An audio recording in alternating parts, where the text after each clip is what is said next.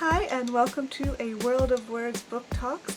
I'm Vanessa and today I'll be discussing Rebel Belle by Rachel Hawkins.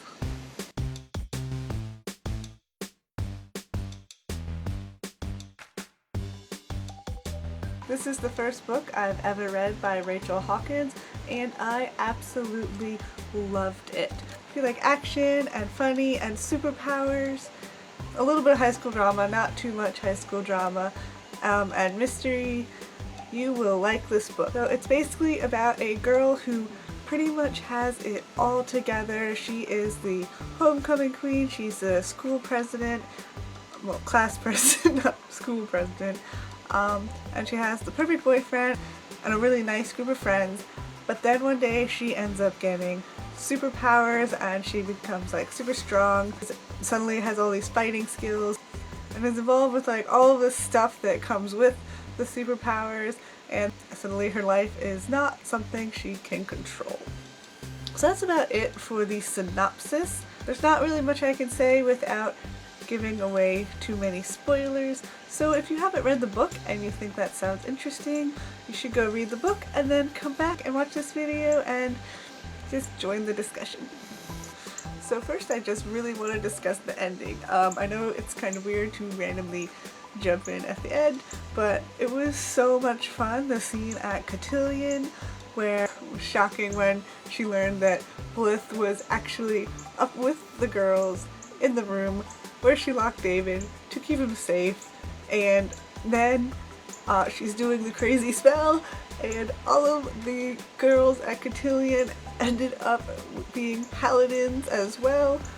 That was awesome, and they started kicking butt and just having so much fun. I love that scene so much. But that whole ending scene was just great. It was so action-packed and also pretty funny. I was really disappointed when David ended up having to take the other girls' powers away. I was so excited when I thought that all of the girls would end up having powers and being paladins with Harper, and then they could just go around being really awesome. It's like following David everywhere, the group of them, and just facing everyone. I thought that would be really fun and really cute. Fortunately, it didn't quite happen.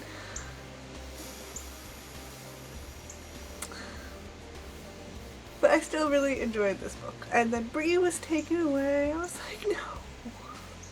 At first I wasn't that sure how much I liked Bree, but then a little over halfway through the book it turned out that Bree really was a good friend to Harper, so I was all for Bree, and then she gets taken.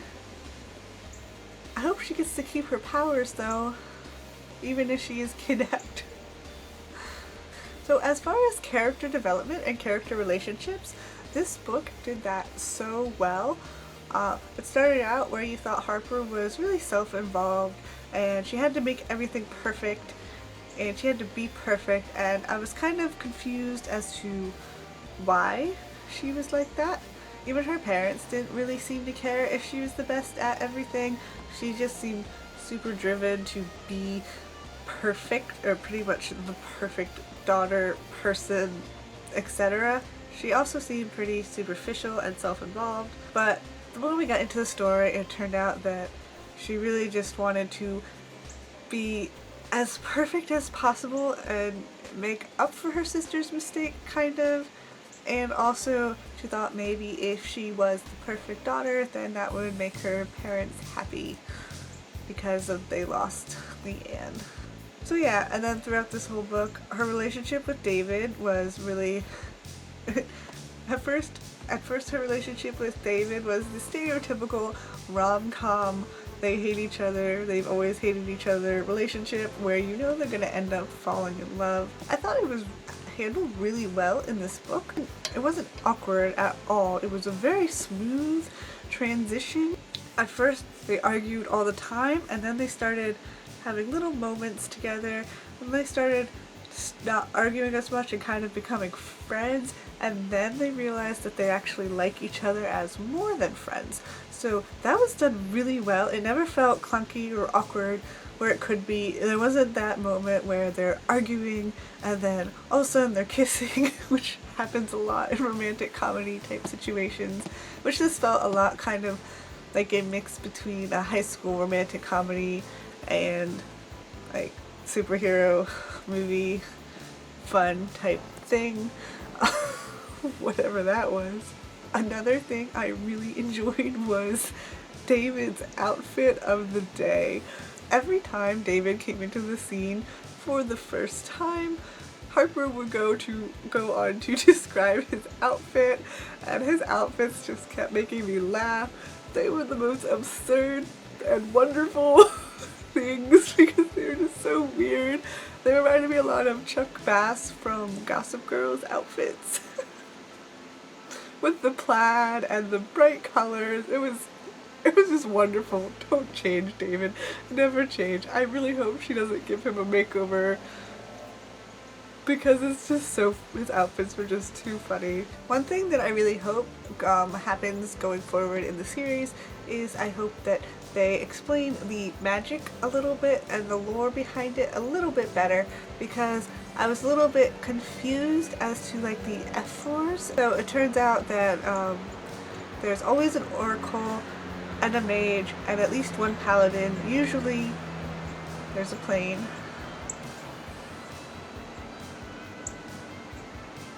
Usually there's more than one paladin. So that I was pretty clear on. I was a little bit confused as to how the Fers really played into everything, because they control everything, or they're supposedly the elders or like the Watchers Council of this story, but they didn't, like, I'm assuming Blith works for them, but that's never like explicitly said.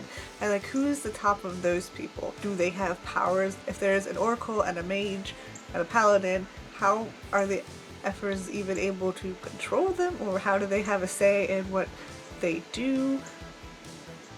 There was that one part that I did not mark, where it was when Harper was in Ryan's bedroom and she was reading that the Fers, some say that the Fers siphoned the Oracle's magic from them. And then Ryan goes on and says something to her and distracts her from it. So I think that's probably going to have something to do with something going forward, because they want to kill the male oracles because the male oracles aren't as strong as the female oracles. So naturally, if they're siphoning power from somebody, they're going to want someone more powerful so that they can siphon, so that there's more magic to siphon from this person. So maybe the Fers are going to come after David in the sequel, and now that he's more powerful, and try and steal his magic. Maybe that seems like something that might happen going forward. I was also a little bit confused as to Blith. I didn't like her. Obviously she's awful, but she's very threatening and obviously very good at what she does because she succeeded. Like, the villain won because it's just the first book, so the villain can win in the first book, and then they have to defeat her in one of the later books, at least by the end, hopefully. We want a happy series. She had a lot of magic, but she wasn't super scary. I don't know, they're like, oh, Blith's coming after us. I wasn't really that scared. So I wonder if there's going to be even more powerful, like, creepier kind of villain later on that she works for. That'd be interesting. It would also be interesting if there was some super evil person higher up and then she ended up having to turn and become go onto their side. I always love situations where the original villain ends up joining with the gang later on. That's always so interesting and so much fun. I haven't read the second one yet, so I don't know if that's gonna happen. Also, another scene I loved was that at the homecoming dance, very close to the beginning, Mr. DuPont and attacking her. That was an amazing opening scene where she had to kill him with her shoe. That was so good. That was like, immediately drew me into the book, and it was amazing. It was such a great beginning scene, and then everything just magically disappears. Just like, what? I was really glad that they explained that, because I was about to be like, okay, how is everything just always disappearing? That's just not fair. I would like a little bit more of an explanation onto the mage's power and the limit of the mage's power, because they can apparently do some sort of time shift thing and clean up messes and get a car out of a pool and magically mend a fence. They can't like heal a human wound or something because Sailor couldn't save herself.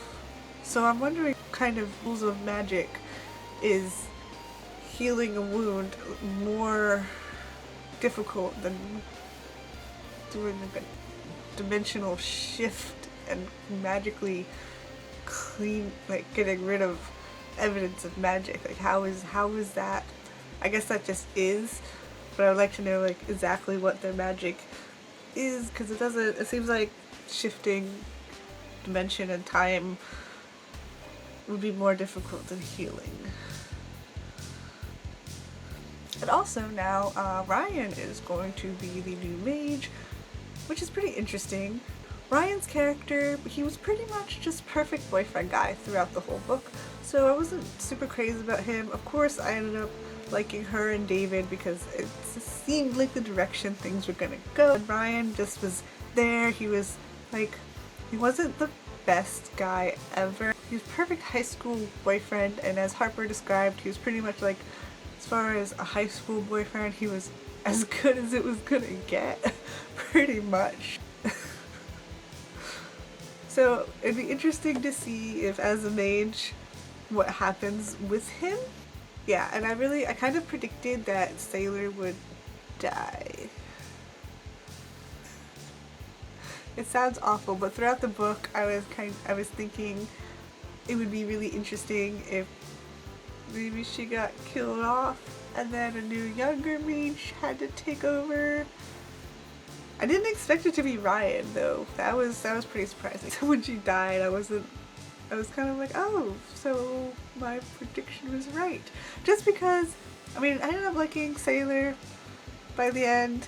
In the beginning, she came on a little strong. I just felt like it would be more of a challenge if they had a younger mage who wasn't quite as experienced, who didn't really know everything, and then they all three of them had to kind of figure out their mage oracle paladin dynamic together. I think that's gonna be really fun.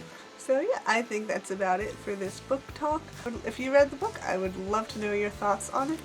So I hope you enjoyed this discussion, and I hope you enjoyed this book as much as I did.